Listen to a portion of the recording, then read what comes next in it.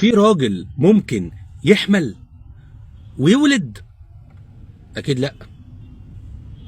بصوا، ولا دين ولا عقل ولا بتنجان اسود ولا فيزياء ولا رياضه ولا فلسفه ولا اي حاجه خالص قالت الكلام ده نهائي. ولكن كتب التراث فيها الكلام ده، ويا ريته حمل من راجل ولا حمل من حيوان ولا حتى من تعبان، على الاقل في يوم الحياه. ده حمل من شوفوا كده وارجعوا لي. قصة عجيبة جدا جدا. قال ابن خلكان: بلغنا عن جماعة يوثق بهم وصلوا إلى دمشق من أهل بصرى أن عندهم قرية يقال لها دير أبي سلامة، وكان بها رجل من العربان فيه استهزاء زائد بالدين. فجرى يوم ذكر السواك وهو جالس.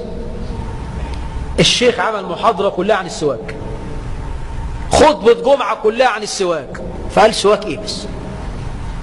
والله لا أستاك إلا من الدبر. شفت الفاجر؟ فاجر. وبالفعل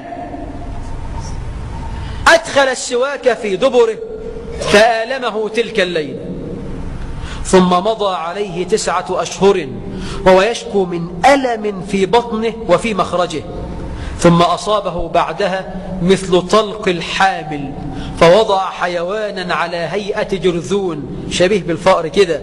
صاح الحيوان 3 صيحات، ثم قامت ابنة الرجل فضربته على رأسه فمات، يعني الجرذون. ولم يلبث الرجل بعدها إلا يومين، وكان يقول وهو يموت: إن هذا الشيء قطع أمعائي. قال ابن كثير: وشاهد ذلك الحيوان جماعة من أهل تلك الناحية وخطيب المكان أيضا. قصة عجيبة، والقصة ذكرها ابن كثير في البداية والنهاية، الجزء 13 صفحة 72 وفي صفحة 263، وذكرها صاحب شذرات الذهب الجزء 5 صفحة 457. سواك. الراجل مسك السواك عشان بيستهزأ بيه، فقام حطه في وبعد كده السواك بقى لما دخل جوه في بقى حيوانات منويه والكلام ده في السواك. تخيل، ده الاعجاز العلمي، الحيوانات المنويه من السواك المهلبيه.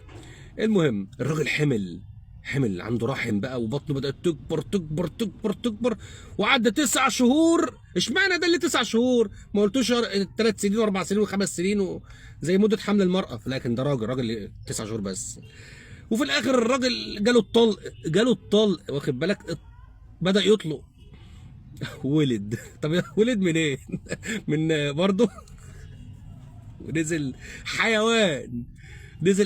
قامت بنته: ايه ده اخويا؟ طب سيب اخوكي، تضرب اخوكي؟ حرام عليكي، يعني ليه تموت اخوكي؟ تقتلي اخوكي يا بنت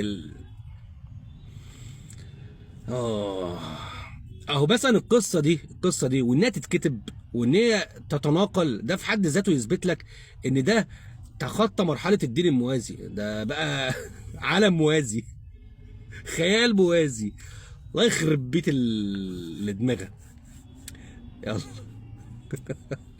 يا جماعه خدوا بالكم، السواك بيتحط في البق مش في انا والله في ضحك بضحكوا افوره، في ضحك بضحكوا والله من قلبي، 3/4 الضحك ده من قلبي. السلام عليكم.